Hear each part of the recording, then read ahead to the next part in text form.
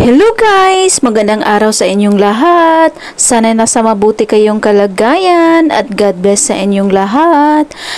For today's video guys, magmumukbang na naman ako sa inyong harapan at sana panoorin nyo hanggang dulo.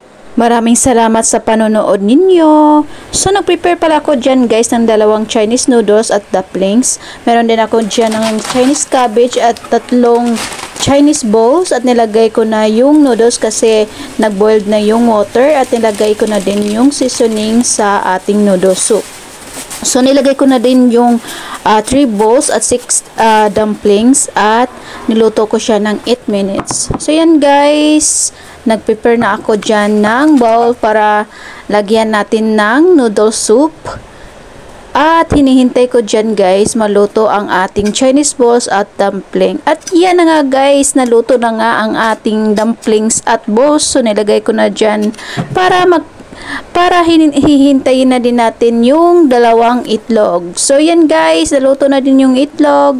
So ready na ako magmumukbang. So ito na aking mukbang. Hello guys! Welcome back to my FB page again! For today's video guys, magbubukbang na naman tayo ngayon ng malaking bowl na noodles. So meron tayo ditong egg, yan! Meron tayo ditong dumplings, and bowls, at noodles. Yan! At meron din tayo ditong vegetable. So bago ako magbumukbang guys, pray muna ako.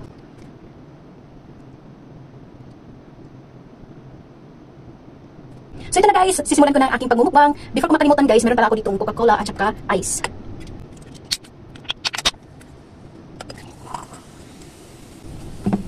So mag-start na ako magmukbang guys.